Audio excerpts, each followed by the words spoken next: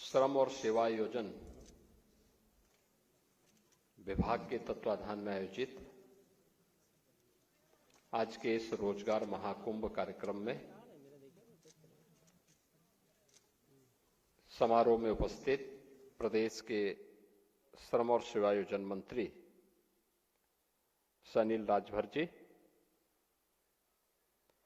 राज्य मंत्री श्री मनोहर लाल मन्नो कोरी जी, प्रदेश सरकार के सलाहकार श्री अवनीश अवस्थी जी, प्रमुख सचिव श्री MKS सुंदरम जी, विभाग के अन्य अधिकारीगण, इकोनॉमिक टाइम्स से श्री अर्पित गुप्ता जी, BCS से श्री अभिषेक भारती जी और आज के इस रोजगार महाकुंभ के कार्यक्रम में उपस्थित विभिन्न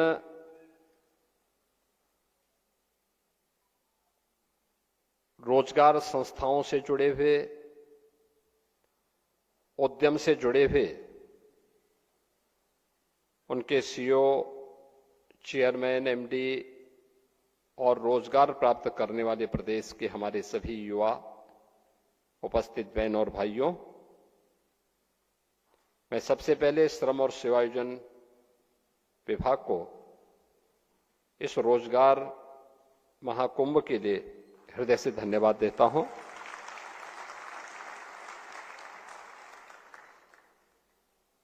देश के यशस्वी प्रधानमंत्री आदरणीय मोदी जी के मिशन रोजगार के अभियान की कड़ी में विकसित भारत की संकल्पना के साथ हर व्यक्ति, हर संस्था भी अपना योगदान दे सकें, उसके लिए आवश्यक है कि हर युवा के हाथ को उसकी योग्यता के अनुसार कार्य मिल जाए।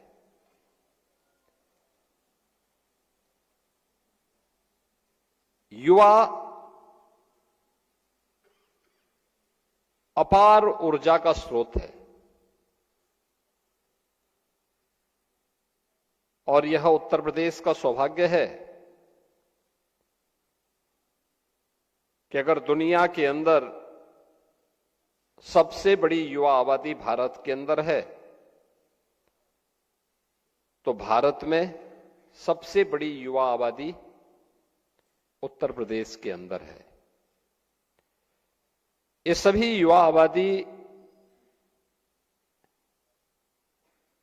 जहां किसी भी क्षेत्र में उसे अवसर मिला है, उसने अपनी प्रतिभा और अपनी सामर्थ्य का लोहा उस जगह को, उस उद्यम को, उस क्षेत्र को लाभान्वित करने में लगाया है।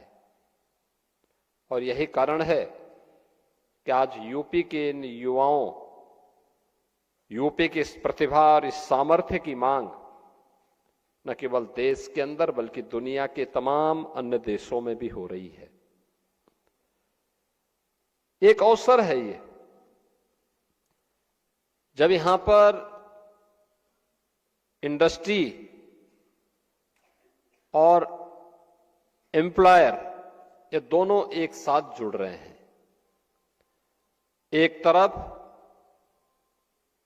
वे संस्थाएं हैं जो रोजगार देने के लिए उत्सुक हैं और दूसरी तरफ वह युवा है जो स्किल डेवलपमेंट के साथ जुड़ करके उस रोजगार को प्राप्त करने का उत्सुक है।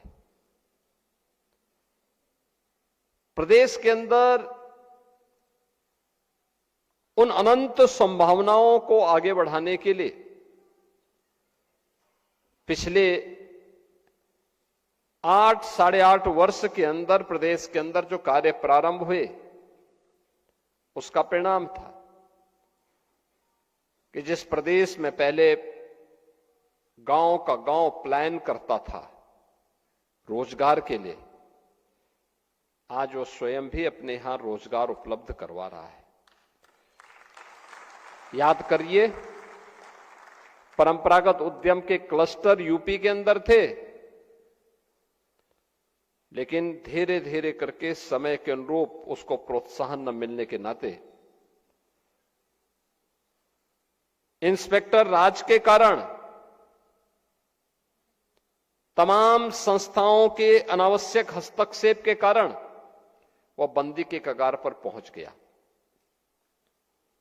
2017 में जब हम लोग आए थे, हम लोगों ने फिर से उन संस्थाओं को देखा। प्रत्येक जनपद के लिए एक जनपद एक उत्पाद यानी वन डिस्ट्रिक्ट वन प्रोडक्ट की एक नई स्कीम को आगे बढ़ाया। आज परिणाम है कि वन डिस्ट्रिक्ट वन प्रोडक्ट ने प्रदेश के अंदर सूक्ष्म लघु मध्यम उद्यम के क्षेत्र में पूरे प्रदेश के अंदर 96 लाख ऐसी यूनिट को फिर से पुनर्जीवित करके करोड़ों युवाओं के हाथों को कार्य देने का एक मंच उसी के जनपद में, उसी के प्रदेश में उपलब्ध करवाने में मदद की। प्रदेश के वन डिस्ट्रिक्ट वन प्रोडक्ट और एमएसएमई प्रोडक्ट और इससे जुड़े हुए जो हमारे लघु और कुटीर उद्यम थे, इसकी ताकत का एहसास हम लोगों ने तब लगाया जब कोरोना कालखंड में बड़े पैमाने पर प्रवासी कामगार और श्रमिक वापस अपने अपने जनपद और घरों की तरफ पलायन किए। तो हम सबके सामने एक चैलेंज था, ये युवा कहां जाएगा, कहां रोजगार प्राप्त करेगा। तब मुझे विश्वास था कि वन डिस्ट्रिक्ट वन प्रोडक्ट के माध्यम से जिस कार्यक्रम को हम लोगों ने आगे बढ़ाया है, वहां पर इन्हें रोजगार की सुविधा प्राप्त होगी। और मुझे प्रसन्नता है कि 40 लाख कामगार और श्रमिक उत्तर प्रदेश के अंदर आए थे। उन 40 लाख कामगार और श्रमिकों को अकेले उत्तर प्रदेश की एमएसएमई यूनिट में ही काम मिलना प्रारंभ हो गया और उनमें से 90% लोग आज भी उसी यूनिट में काम कर रहे हैं। उत्तर प्रदेश पहला राज्य है जिसने एमएसएमई यूनिट की 96 लाख जो यूनिट यूपी के अंदर हैं, उनमें से जिसने भी रजिस्ट्रेशन कराया है, उन सबको हम लोगों ने 5 लाख रुपए की एक सुरक्षा बीमा का कवर भी राज्य की तरफ से उपलब्ध करवाया है। आप याद करिए, अगर एक यूनिट अपने यहां 2 से लेकर 10 तक लोगों को काम दे रहा है, कितने लाख लोगों को उसने अपने यहां कार्य दिया होगा। लाखों की संख्या में, करोड़ों में जाती है संख्या। ये लोग पहले बाहर जाते थे, काम ढूंढते थे। आज उन्हें उन्हीं के जनपद में, उन्हीं के प्रदेश में उन युवाओं को कार्य का एक मंच मिला है। ये सब संभव हो पाया है आदरणीय प्रधानमंत्री जी के मार्गदर्शन में। और इसी के लिए प्रधानमंत्री जी ने कहा, वोकल फॉर लोकल। आत्मनिर्भर विकसित भारत की आधारशिला बन रही है आत्मनिर्भर भारत।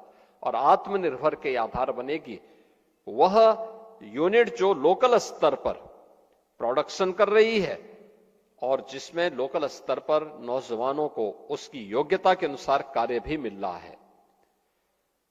यह मॉडल आत्मनिर्भर भारत की आधारशिला बनेगी और आत्मनिर्भर भारत के लिए आत्मनिर्भर उत्तर प्रदेश तैयार करना होगा और आत्मनिर्भर उत्तर प्रदेश ही एक विकसित उत्तर प्रदेश की आधारशिला बनेगी। विकसित उत्तर प्रदेश विकसित भारत की आधारशिला बनेगी। उस अभियान को लेकर के हर हाथ को काम मिले, उसी श्रृंखला में हम लोगों ने प्रदेश के अंदर परंपरागत हस्तशिल्पी और कारीगरों के लिए विश्वकर्मा श्रम सम्मान और पीएम विश्वकर्मा की स्कीम भी लागू की। जो परंपरागत रूप से कारीगर थे, जो पुश्तैनी परंपरा से चली आ रही थी, कोई कारपेंटर है, कोई राजमिस्त्री है, कोई हलवाई है, कोई सुनार का काम कर रहा है, कोई कुम्हार का काम कर रहा है, कोई मोची का काम कर रहा है, कोई नाव का काम कर रहा है, कोई किसी न किसी कार्य के साथ वो जुड़ा हुआ है। राष्ट्रपिता महात्मा गांधी ने ग्राम स्वराज की बात की थी, तो ग्राम स्वराज के पीछे वही बात थी कि जहां पे हमारा गांव आत्मनिर्भर होता था। पूंजी कम रही होगी, लेकिन सबकी व्यवस्था का संचालन एक गांव अपने आप में एक इकाई हुआ करती थी, जिस इकाई में हर व्यक्ति एक दूसरे पर निर्भर होकर के, एक दूसरे का सहयोगी बनकर के, एक टीम भावना के साथ काम करता था और अपना परिणाम देता था। रिजल्ट क्या? हर व्यक्ति खुशहाल है। हम लोगों ने इस स्कीम के अंतर्गत भी ये किया कि उनकी ट्रेनिंग, और ट्रेनिंग के साथ उन्हें बैंक से जोड़ना, सस्ते में लोन उपलब्ध करवाना, उन्हें फ्री में टूल किट उपलब्ध करवाना, ये सब काम हुआ। लाखों लोगों को इस अभियान के साथ जोड़ा गया। आज उन परंपरागत हस्तशिल्पी और कारीगरों को अपने यहां सम्मान मिलना प्रारंभ हुआ, तो ढेर सारे लोगों के लिए रोजगार के अवसर भी उसके माध्यम से प्राप्त हुए। हम लोगों ने इस वर्ष के प्रारंभ में 24 जनवरी 2025 को एक नई स्कीम लागू की। उसका नाम है सीएम युवा उद्यमी स्कीम। कोई भी युवा, 21 वर्ष से 40 वर्ष के बीच का कोई भी युवा, उसकी जाति, उसका मत, उसका मजहब, उसका चेहरा देख करके नहीं, बल्कि उसकी रुचि के अनुसार उसे यह सुविधा उपलब्ध कराई गई कि वह स्वयं भी एक युवा उद्यमी के रूप में अपने आप को स्थापित कर सकता है। उसको ब्याज मुक्त, गारंटी मुक्त ऋण की सुविधा उपलब्ध करवाई गई। यानी कोई गारंटी नहीं, लेकिन उस जो लोन और बैंक से ले रहा है उसका ब्याज सरकार देगी, और उसको उद्यम स्थापित करने के लिए 10% तक मार्जिन मनी भी गवर्नमेंट उपलब्ध करवाएगी।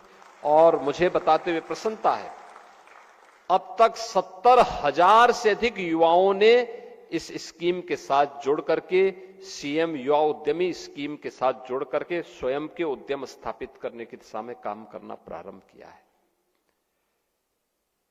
यानी ये अलग अलग स्तर पर रोजगार की सुविधा निजी क्षेत्र में है। सरकार ने अपने स्तर पर भी रोजगार उपलब्ध, नौकरी उपलब्ध करवाने की कार्रवाई की। पिछले 8 वर्ष के अंदर उत्तर प्रदेश पुलिस में,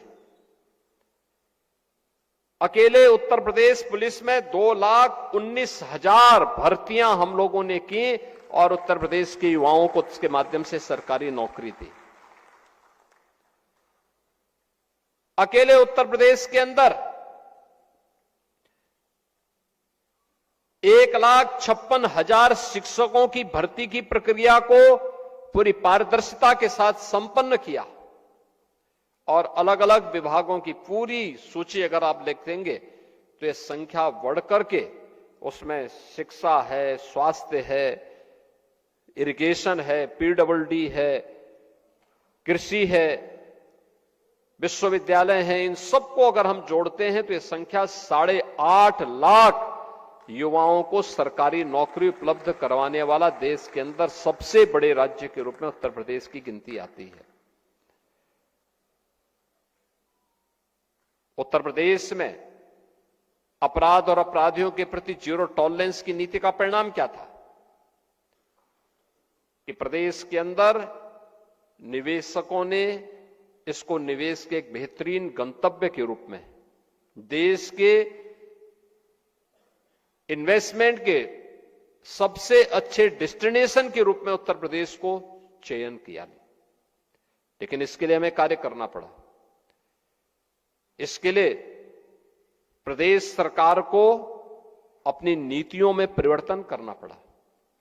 अब तक 33 से अधिक सेक्टोरियल पॉलिसीज हम लोगों ने तैयार की है कि हर सेक्टर की एक पॉलिसी, कोई भी निवेशक किसी भी सेक्टर में वह निवेश करना चाहता है, उसमें इन्वेस्ट यूपी के पोर्टल पर जाकर के वह उस पोर्टल में देखें, क्लिक करें और जिस क्षेत्र में उसको निवेश करना है उस क्षेत्र के बारे में उसको पूरी जानकारी मिल जाएगी।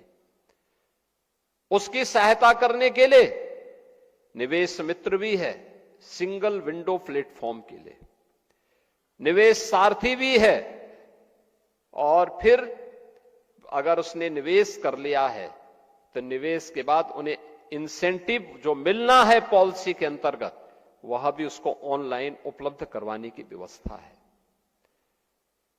1947 से लेकर 2017 तक जितना प्रदेश के अंदर इंडस्ट्री को 70 वर्षों में इंसेंटिव नहीं मिला होगा, अकेले 8 वर्ष में उससे ज्यादा हम लोगों ने इंडस्ट्री को दिया है जिन्होंने प्रदेश के अंदर निवेश किया है। परिणाम है 15 लाख करोड़ रुपए की निवेश के प्रस्ताव प्रदेश के अंदर आज जमीनी धरातल पर उतरे हैं। 60 लाख से अधिक युवाओं को अपने ही क्षेत्र में, अपने ही प्रदेश में काम मिला है। इसके अलावा अन्य तमाम सेक्टर में व्यापक परिवर्तन हुए है और इन सबको देख करके हम कह सकते हैं कि पहली बार यूपी स्किल मिशन लागू करने वाला देश के अग्रणी राज्यों में है। यूपी स्टार्टअप मिशन के अंतर्गत प्रदेश के अंदर बेहतरीन कार्य आगे बढ़ रहा है। प्रदेश के अंदर स्किल डेवलपमेंट के कार्य के लिए और बेहतरीन न्यू एज टेक्नोलॉजी के साथ हम अपने युवाओं को जोड़ सकें।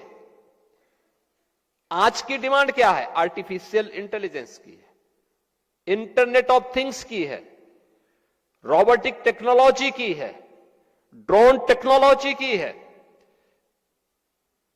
यूपी के नौजवानों के लिए दुर्लभ था। हम लोगों ने टाटा टेक्नोलॉजीज के साथ बातचीत की। आईटीआई में इससे संबंधित पाठ्यक्रम और इससे संबंधित वर्कशॉप ही नहीं बल्कि वहां पर हम लोगों ने उससे संबंधित लैब्स स्थापित करवाई। आज उनकी बेहतरीन ट्रेनिंग का मंचो बना है। हब एंड स्पोक मॉडल पर युवाओं को तैयार किया जा रहा है और इस नई चुनौती के लिए नए समय की टेक्नोलॉजी को अपनाने के लिए यूपी के नौजवानों के लिए प्लेटफॉर्म उपलब्ध करवाएगा। क्या परिणाम है? आज यूपी के नौजवानों की मांग दुनिया के तमाम देशों में हो रही है। याद करिए, जो नौजवान यहां से दुनिया के तमाम देशों में गए, वहां पर उनके लिए प्रारंभिक चरण में उनकी ट्रेनिंग की एक चैलेंज थी। हमारे सामने चीजें आती थी कि दुनिया के अंदर मांग इस नई टेक्नोलॉजी के तहत उस प्रकार की वर्कफोर्स की है, तो उस प्रकार की वर्कफोर्स को तैयार करना, उसकी ट्रेनिंग देना। लैंग्वेज की प्रॉब्लम होती है तो लैंग्वेज के बारे में दिखाना, उनके बारे में उसको बताना। अगर वह जर्मन जा रहा है तो उसको जर्मन भाषा के बारे में जानकारी होनी चाहिए। फ्रेंच जा रहा, फ्रेंच की जानकारी होनी चाहिए। स्पेन जा रहा है, स्पेनिश के बारे में उसको जानकारी होनी चाहिए। जापान जा रहा है, जापानीज के बारे में उसको जानकारी होनी चाहिए। अगर वह दुनिया के किसी भी अन्य देश में जा रहा है, उस देश के अनुसार उसको ट्रेनिंग, वहां की भाषा के अनुरूप उसको ट्रेनिंग देने का कार्यक्रम, और भाषा के अनुसार ट्रेनिंग देने के कार्यक्रम के साथ राज्य सरकार ने जब इसको जोड़ा, बड़े पैमाने पर उत्तर प्रदेश का युवा आज उस कार्यक्रम के साथ आगे बढ़ रहा है। और उत्तर प्रदेश के अंदर स्वयं भी हम लोगों ने अपना स्वयं एक कॉरपोरेशन हम गठित कर रहे हैं युवाओं के लिए। कोई भी युवा जो यूपी के अंदर कार्य करेगा उसको न्यूनतम मजदूरी देने की गारंटी, न्यूनतम वेतन देने की गारंटी देने वाला राज्य बन रहा है उत्तर प्रदेश। अब यह नहीं हो सकता है, आप देखना कुछ ही दिनों के अंदर हम इस बात को सुनिश्चित कर रहे हैं कि किसी भी व्यक्ति को, वह प्रदेश के अंदर किसी भी क्षेत्र में काम करने वाला व्यक्ति हो, अगर उसने श्रम और सेवा योजन के इस पोर्टल का उपयोग किया है, नियुक्ति पाने वाला और नियोक्ता भी दोनों को उसके साथ जुड़ना होगा। और यह सुनिश्चित किया गया है कि कोई भी नियोक्ता इस चीज को सुनिश्चित करेगा कि वह उस कार्मिक को पूरा वेतन उपलब्ध करवाएगा। उसके जो भी चार्जेज होंगे वह गवर्नमेंट उसको अतिरिक्त उसको देगी, लेकिन किसी भी कर्मचारी का या किसी भी कार्मिक के वेतन में कोई कटौती नहीं करेगा। और यह व्यवस्था हम उसके माध्यम से सुनिश्चित करने जा रहे हैं, एक बेहतरीन व्यवस्था जिससे किसी भी युवा का शोषण न होने पाए। और यह व्यवस्था हमारे कॉरपोरेशन के माध्यम से, जो श्रम और सेवा योजन विभाग के माध्यम से बहुत जल्दी इसको हम आगे बढ़ाने जा रहे हैं। इसके माध्यम से हर व्यक्ति को रोजगार की गारंटी भी होगी, नौकरी की गारंटी भी होगी और उसको आगे बढ़ने का भी एक प्लेटफॉर्म मिलेगा। आज मुझे प्रसन्नता है कि रोजगार महाकुंभ इस अवसर को आगे बढ़ाने का एक माध्यम है। इंडस्ट्री जब स्वयं एम्प्लॉयमेंट लेने के लिए जाए तो ये देखना चाहिए कि वास्तव में उन युवाओं को उस प्रकार की ट्रेनिंग देने का काम हमारी संस्थाएं पहले से तैयार करें। इंस्टीट्यूशन को इंडस्ट्री के साथ जोड़ने का काम, आईटीआई में किस प्रकार के सर्टिफिकेट कोर्सेज होने चाहिए, पॉलिटेक्निक में किस प्रकार के डिप्लोमा के कोर्सेज होने चाहिए, हमारे इंजीनियरिंग और तकनीकी संस्थानों में किस प्रकार के डिग्री कोर्सेज हमें प्रारंभ करने चाहिए, यह इंडस्ट्री और मार्केट की डिमांड के अनुसार हमें तय करने पड़ेंगे। अगर मार्केट की demand artificial intelligence, internet of things, drone technology और रोबोटिक की है तो हम उसके अनुसार ट्रेनिंग दें। अगर मार्केट की डिमांड प्लम्बरिंग की है, हम उसके अनुसार ट्रेनिंग करके नौजवान को तैयार करके वहां के लिए उनको एक अवसर उपलब्ध करवाएं। हर टेक्नोलॉजी हमेशा एक जैसी नहीं रहेगी, उस समय के अनुरूप बदलेगी, समाज की मांग के अनुरूप बदलेगी। हमें उसके अनुरूप अपने आप को अपडेट करना होगा। एक तरफ ये, दूसरी तरफ प्रदेश के अंदर यह भी सुनिश्चित किया गया है। आज आपने देखा होगा हमने कुछ यहां पर बहुत सारे अन्य कार्यक्रमों को, पोर्टल को आज यहां पे लॉन्च किया है। खासतौर पर श्रम न्याय सेतु पोर्टल का भी शुभारंभ हुआ है। आपने देखा होगा पोर्टल में श्रमिकों के लिए त्वरित और पारदर्शी न्याय की व्यवस्था है। श्रम विवादों के ऑनलाइन शीघ्र समाधान की भी व्यवस्था की गई है।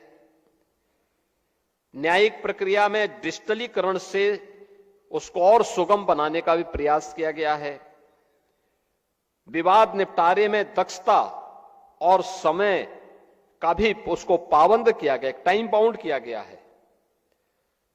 श्रम अधिकारों से जुड़ी हुई सेवाओं को 24 घंटे उपलब्ध करवाया गया है और पारदर्शी एवं जवाबदेह व्यवस्था की स्थापना उसके माध्यम से। हमें याद रखना होगा कि उद्यम चलेंगे तो श्रमिक को रोजगार मिलेगा।